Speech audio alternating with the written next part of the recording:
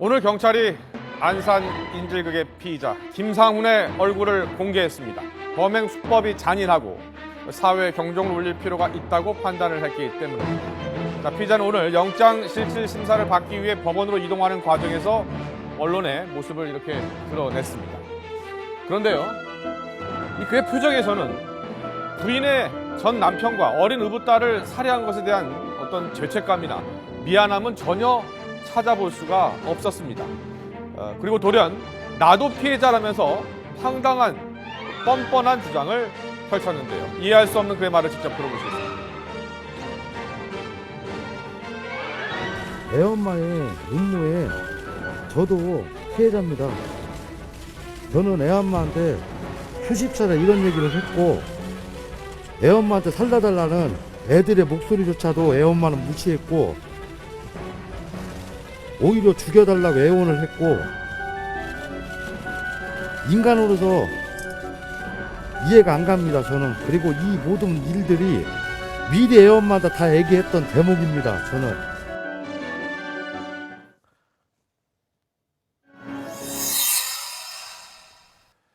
자, 나도 피해자다. 대체 어떤 심리에서 이런 말을 했던 걸까요? 전문가들은 범인이 범행 전부터 결거하고 있는 아내에게 강한 집착을 보였던 것에 주목하고 있습니다. 일반적으로 보면 편집증적으로 의심이 많고 결국 배우자의 외도를 근거 없이 의심해서 결국 일거수일투족 감시하는 이런 이제 사람들 같은 경우에는 거의 집착이 일반인들이 상상하는 것보다 훨씬 더 심합니다. 편집증적으로 집착이 심한 사람들은 본인이 대부분 피해자라고 생각을 합니다.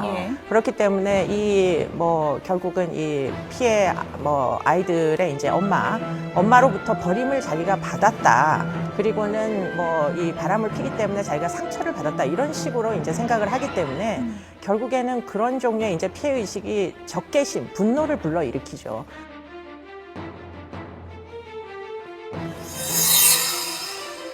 자신이 부인으로부터 버림을 받은 것에 대해 앙심을 품었고 보복하기 위해서 가장 접근하기 쉬운 아이들을 인질로 삼았을 것이란 분석인데요. 그런데 오늘 부인의 가족들이 피의자가 살해한 이 작은 딸을 2년 전에 성폭행했다고 주장하고 나서 충격을 주고 있습니다.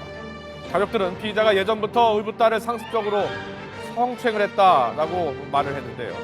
일부 언론에서는 피의자가 범행 당일에도 작은 딸을 성추행했다라는 보도도 나오고 있습니다. 자, 이 얘기가 사실이라면 피의자는 편집증적인 집착 증세뿐 아니라 성독착증과 같은 장애도 있어 보입니다.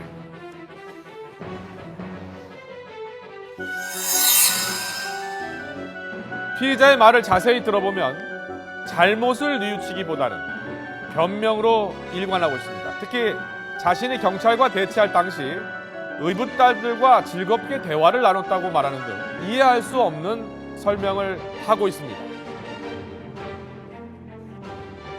아침까지도 살해 전에 애엄마하고 통화할 때도 분명히 애들은 멀쩡하게 나를 다 믿고 있었고, 나도 애들하고 약속을 해서 웃기도 하고 대화도 하고 모든 걸 하고 있었고 엄마를 굳이 믿었습니다.